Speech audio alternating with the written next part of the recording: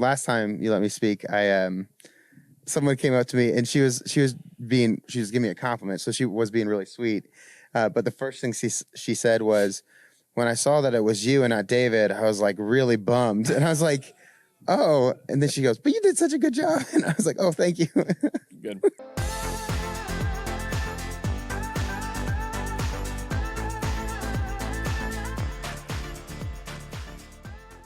Hey, welcome to the Gathering Greenhouse, a podcast To help us grow together. Yay. All right. We did it. We should get at the real studio, we have the soundboard and it has sound effects in, but I haven't gotten anyone to do it yet. But there's like the applause. We need to have applause. I think we need to start using that. Can we get an applause sign? Like we it just like glows right here. And we just hit the button whenever we want to. For the one person that's in the room. Well, you got to have the button be right by us so that we can decide. We hit it. Yes, I want you to applaud what I just said. It's like the Jeb Bush from 2016. Please clap. Please clap. That's actually one of my top 10 favorite like political moments. That like non-political but politician related moments. Yeah. I know, I like that too. But so with the new remodel, can we on my preaching table or whatever we have a little applause sign that I can just like pop? Hey, that was my point right there. We'll get you a little button that will control the screen and just send a signal, and we'll just flip the whole screen. What if we have like a couple different lights, like an amen light and an applause light and a preach? Like, get that. You know the easy button? Yeah. We need to get you one that says, preach it. Preach. Preach it. All right. That'd be good. Speaking of preaching, you preached on Sunday. Some would say that. How did it go? You know, I think it went okay. You know, it's still one of those things that I'm still growing in and getting used to. So I'm definitely harder on myself than others are. But I enjoyed it. You know, we started Ruth, and that's, I think, you know, Mount Rushmore of stories in the Bible. Oh, here we go. Yeah. Ruth is definitely on there. Do a Mount Rushmore. We did Bible books. So, but Ruth, I really like Ruth. It's a good story. We could do a Mount Rushmore of women in the Bible. That's actually really easy. Let's do it. You got Ruth? It's really easy, you said, but we're going to have a big debate in a second. Ruth, Esther? Nope. You don't think Esther makes it? Nope. I'm excited to get to Esther later this year in the Old Testament, but yeah, when I preach it, you'll be like, oh yeah, that's why he didn't want Esther on there. I like the story of Esther. You have to have Jael or Yael, however you want to say it, but the spike driver. Yeah. I actually saw there was like an ad for like a coffee mug, and it had like a medieval depiction of that story on it, and it said Proverbs 31 woman, and it had a picture of her doing that. That's actually probably the most hardcore, just bad stories in the Bible. Right. So the thing is, then you also have to put Deborah, probably. Yeah, Deborah's in there. That only leaves you one spot. You know, I'm going to argue Priscilla. So I think you could say Priscilla. I think you also have to say, you know, Mary Magdalene's in there. How about just Mary, the mother of Jesus? Oh yeah, they kind of left that one off. So we're not Catholic. I didn't want to like touch the Catholic button, you know. So now we've got a whole bunch of nominees. So we got right now our nominations are Ruth, Deborah, Jael. You want Esther, but we can drop Esther. Yeah. Mary Magdalene. So can we just say Mary, and you can decide which one you think should be on there? Twofer. It's okay. We can do that, but we still all in Priscilla. Yeah. So Priscilla's interesting because she's probably the lesser known of all the ones we've mentioned. Right, but she wrote Hebrews. Yeah. Oh, you think?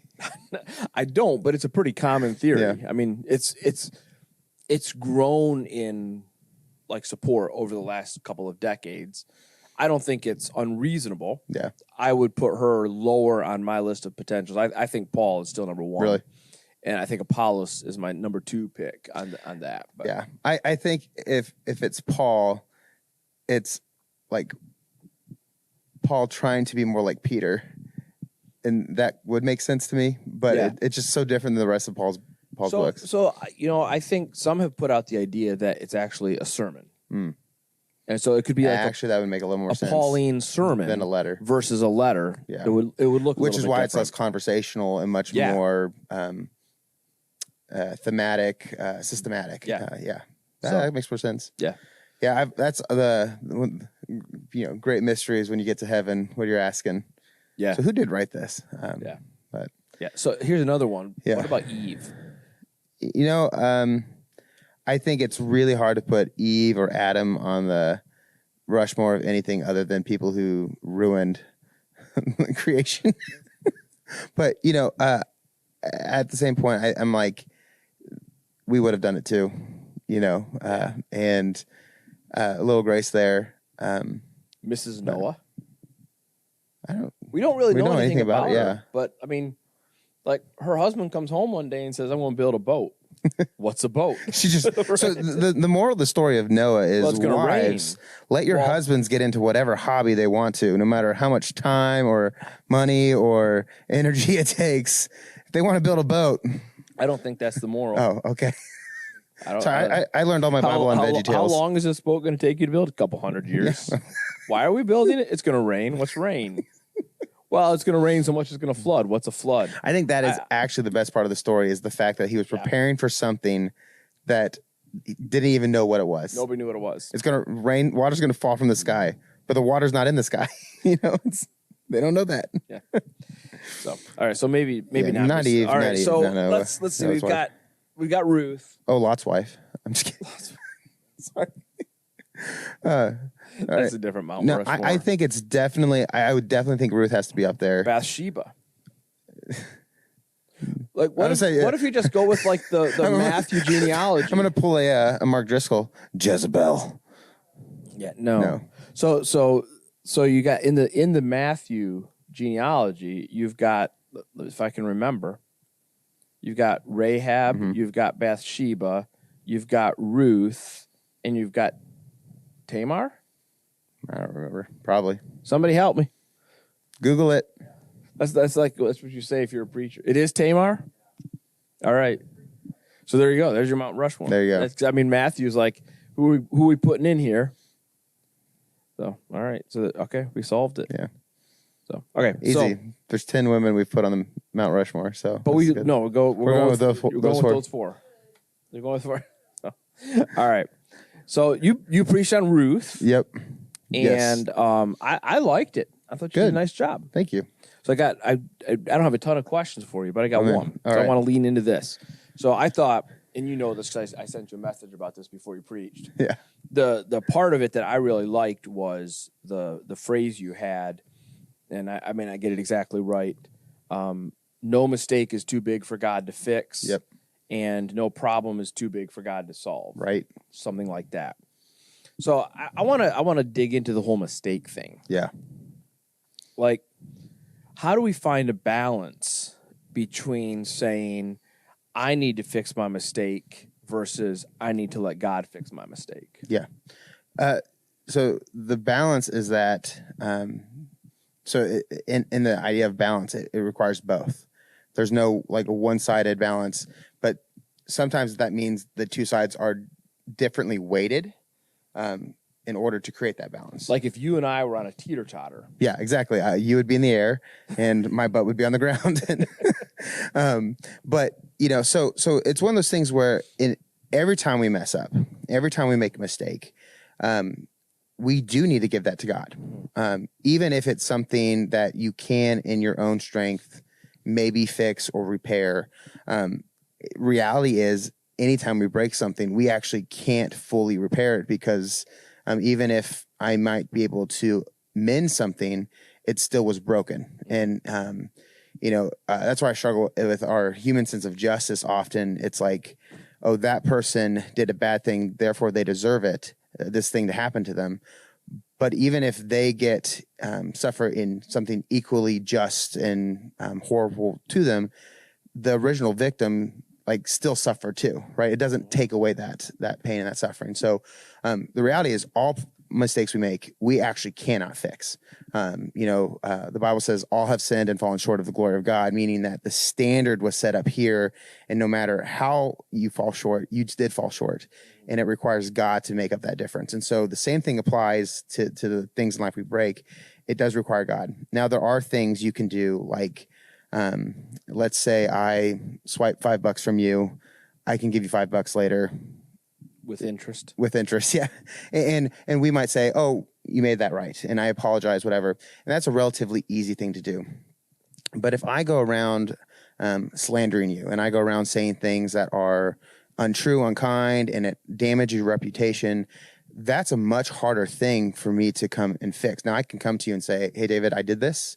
I'm sorry, forgive me. And we might be able to restore our relationship. But there's still going to be that lingering damage outside of what we can actually fix on our own. Yeah. And I think it's in those types of spaces that we find ourselves in this place where we realize we cannot fix everything we broke. And so my encouragement in those places is to just say, give that fully to God, and yes, do what you need to do. Apologize. Do what you need to do to make it right as best you can. But give yourself a little bit of grace and rely upon God to fix those areas that you're just not sufficient to fix. Yeah, that's good.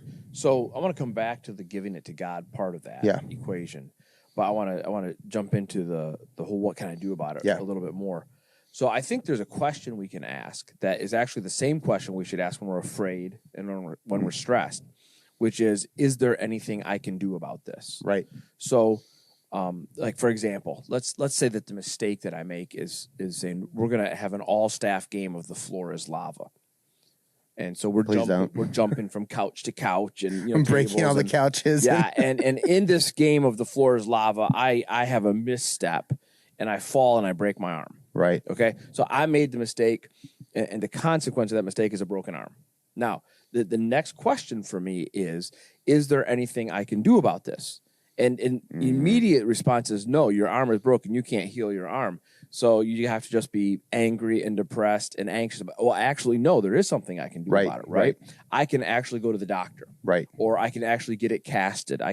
There are steps that I can't fix the whole thing. Right. But in the situation, I can say, is there anything I can do about it? And then we come back to if the answer is yes, okay, then stop worrying and do it. Yeah. Then stop stressing and doing it. Then stop regretting and do it. So I think we come back to your illustration of stealing $5 from me. Is there anything you can do about that? Well, there is. You can give me the $5 back. But the other side of that is I might think of you as a thief. Right. And is there anything you can do about that? Right. Yes and no. You can apologize. You can ask for restoration. You can ask for forgiveness. You can't change the way I think. Right. Right. That's on me. Right.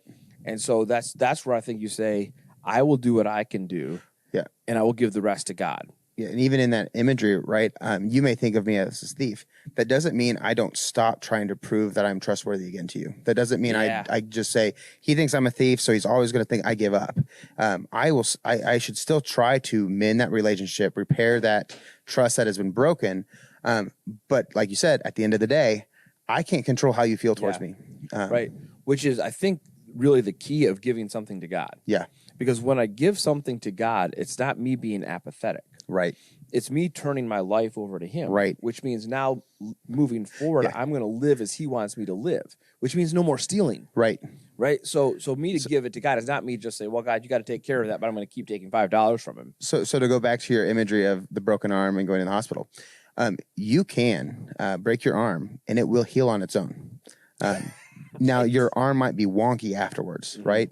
If the bone doesn't get set the right way, if the cast isn't applied. And so when you give something to God, it's more like letting it be set and casted so that when it heals more in the right way. And sometimes you can break your arm so significantly. You know, I broke my right elbow twice when I was a kid. And fortunately, where it broke, they're able to set it. And actually, the bone is stronger now than it was beforehand. But sometimes people get fractures that just can't heal the same way. But if they were just left alone to heal their own, it would still probably cause some problems longer in life. And so it's one of those things where I can be indifferent towards it, and it probably would, solidify in some sense, calm down in some sense. But if I really want things to move back towards how they ought to be and how they ought to work, I have to let something external, in this case, we're talking about the cast and the doctors being involved, but on a spiritual level, we break stuff, when we let God handle it, he can help it heal towards the right way and the right function. Right. Yeah, that's good. And this is a principle that we're going to continue to dig into in the story of Ruth. Yeah. This unique marriage between God's sovereignty and our responsibility. Yeah. So we're gonna keep coming back to this as we go through this book in the next couple of weeks. So I'm excited about that. Yeah.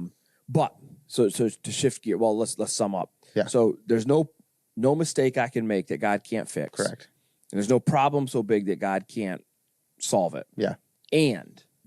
And I still have responsibility Right. to do what I can do to fix my own problems Right. and to solve my own problems. But in that, recognizing that even if you can fix it in your own strength, you still have to give it to God. Right. Because, I think quickly people fall into a weird sense of self-sufficient ideology, kind of thing. Yeah. Ideology. Idolatry. Idolatry. Ideology. I got those mixed up. That'd be a good book title. Idolatrous ideology. Yeah. All right. So here's the big takeaway for you. This is a question you should ask yourself all the time. Is there anything I can do about this? Yeah. But always ask yourself with the understanding that you can't do everything about it. Yeah. And there has to be some sense of reliance. And that same principle is where we are as a church. Yeah. Because we know that in a couple of weeks, we're going to hit a point in the remodel where there's not going to be a place for us to worship as a community. Right. And we've known about this, and we've been working at solving it, and we've been asking this question, is there anything we can do about this? Because after June 8th, Sunday, June 8th, they're going to knock down some walls and tear out the stage, and we're not just going to show up the next Sunday and be like, well, what are we going to do now? I think it officially becomes like illegal for us to be correct. in the building. Yes. So we're going to have a series of Sundays where we're going to have to be a little bit creative. Yeah. And we're going to, because you are our loyal podcast listener, you get to hear very first what the plan is. Yep. And we're just going to throw it out there really quickly right now. But over the next couple of weeks, you are going to be bombarded with communication about what is happening. But here it is real quick. June 8th is Move Out Sunday. That's our last Sunday in the building as it currently is. And so that will be fun and exciting, and we'll be out of there. Are we going to let people like tear up carpet that day? Like if you want a piece of carpet to take with you? Yeah. If you want a memento, now's bring the time your to get knife it. to church Sunday. Yeah. Take some. Annie volunteered somebody to rip up the burgundy. Somebody's going to come and take like a whole 8-foot section of the burgundy stripe. Yeah. People are going to take chairs, even though we might. No, don't take the chairs. Theirs, don't take the chairs. Yeah, it's like when a team finishes in their stadium and people just tear everything out. All right, so that's June 8th, Move Out Sunday. June 15th, really, really unique day. We've never done anything like this. Nope. It is going to be, I don't know what the title of it is. Is there a title for it? Community Service Sunday is what we're going to be doing. And we're going to have a bunch of different service projects that people can participate in. Cool thing about this, that's Father's Day. Yep. And I love this. Yeah. Because this is like on Mother's Day, which, by the way, is this Sunday. This Sunday. Mother's Day, we say to people, go to church with your mom. Yep. Your mom wants you to go to church with you. I mean, your dad loves you. Do you know what your dad would really love to do? To go fishing. He'd like to go fishing after serving the Lord. Yeah. No, dads like to do. Yeah. Right? And your dad wants to do something with you. So this is a great opportunity to do something as a family. Right. And you're going to hear about all of the different cool service opportunities you're going to have on that day. Then the following Sunday is June 22nd. Yes. And we'll be at Centerville High School. Yep. Like, not the Chili Bowl, but like the Chili Bowl. I said service is going to be very similar to how we're doing one service. Yep. It's going to be a lot of fun, but we also have some fun stuff for really amazing stuff. Youngins in the church, and it's going to be a good time. This is going to be like a party. Yeah. You're not going to want to miss it. A party every Sunday. Speaking of the party, the next Sunday, June 29th, church picnic. Yep. And just like our church picnic always is, but in a different place. It's going to be at Dayton Christian. Christian, out on the lawn. We're just going to hit all the high schools in the. That's right. We're taking the gospel to the schools. Yeah, that's what we're doing. They've graciously allowed us to use some of their outdoor space to host it while where we normally have church picnic is going to be a big pile of dirt. Yep. So it already is a big. It already is a big pile of dirt. Yeah. So June 29th, and then for the next 3 Sundays. So in July, which I'm going to have to think backwards to what those are. So 27, 20, is that right? 13, sorry, thank you. So July 6th, 13, and 20, we'll be back at Centerville High School. Yep. And having an awesome time. Party every Sunday. One service. That's what I'm calling it. Each week, something really cool and fun for the kids. It'll be a great time. And then on July 27th, fingers crossed. Yes. Lord willing. We're back in the building. And so Worship Center remodeled. Yes. The whole build won't be finished yet. We're still Correct. working on some of the external stuff, but Worship Center remodeled, and that'll be our first Sunday back in the expanded Worship Center. So should feel nice and spacious and maybe some other surprises as well. Yeah, hopefully. But that's the big thing is the Worship Center will be hopefully ready to go. We can get back to our normal rhythms and patterns and but yeah, I'm excited. Yeah. It's going to be so a fun few weeks. Yeah, we'll be months. telling you about that more. You'll be getting all those dates, so you'll know all about them as we go. But that's the plan. Yep. The plan. Nice. All right. Anything else we need to cover on that? No, I think that's everything. right. Like always, if you have questions, just Reach out. Just ask. Yeah. And be on the lookout for more info. Do we say drop them in the? Do we still say drop them in the comments? Is that something we say? You can. What's the new thing we say about comments? I think you should say that. Leave drop a comment them in the comments. But the problem is, you said comments plural, and we usually get one. But if drop them, then drop it in the comments if there's more than one of you. Otherwise, drop a comment. Yeah. Yeah. All right. Hey, so good job on Sunday. Thank you. I did not get any angry texts. I have been collecting whenever I get like the angry ones. I'm calling it my trophy wall. I didn't get any. And I told Becca and Lincoln, look through them. I was like, if you get any good ones for me, send them my way. And I didn't get any. So all right. Yeah, come on, guys. So, nobody even sent me a text of, "Hey, where are you?" Yeah. Right. So that's always good. I did get good texts. Though. I get a couple of good texts of, "Hey, John did a good job." I like hearing that. Last time you let me speak, someone came up to me and she was giving me a compliment, so she was being really sweet. But the first thing she said was, when I saw that it was you and not David, I was like really bummed, and I was like, oh, and then she goes, but you did such a good job. And I was like, oh, thank you. Good. Yes. People speak their minds. That's good. And I knew exactly what she was saying. Right. It's like if you show up to a restaurant and you're like looking forward to this dish that they have, and you get there and they're like, oh, we're out. I think that's a big bummer, Yeah. And you might still get something to eat. And it might be good. Are you calling me a dish? Yeah. Yeah. That's kind of cool. Yeah. I'm realizing I'm slipping into like a very consumeristic. Very, very, very, but, very. when you're used to something and something changes, even if you like the other thing, there's still this sense of like, but what I normally like isn't, what we're getting. So. Right. But you did a good job. Yeah. I appreciate that I can go away. Yeah. Like I got to go see my kids, ironically in Portland, which is known for rain. Beautiful and sunny the whole time. I come back here to this, and it's rain here. All right, so but it's nice to know I can go away and not worry about anything, not think about anything, just know that things are going to run smoothly, and they did. And that's the experience I had on Sunday, right? Yeah. I had to let my team lead, and we had Lincoln who just came on board, and he took charge of the team, and they did great, and to not have to worry about that was awesome. Good. Back to normal on Sunday. Yes. Mother's Day. Well, not really. There's actually a lot of stuff. Child dedication is Sunday. Mother's Day is Sunday. But you're on music again. Yep. I'm preaching again. So kind of back to normal. So record attendance now that people know. 900 people are going to show up. All right. So thanks for joining us. And until we're together again. Keep it real. Keep it rooted. Oh. I thought okay. I'm sorry. I thought we were doing the thing. We can try that again. All right. So until we're back together again. Keep it real. Keep it rooted. Have a good day. Bye.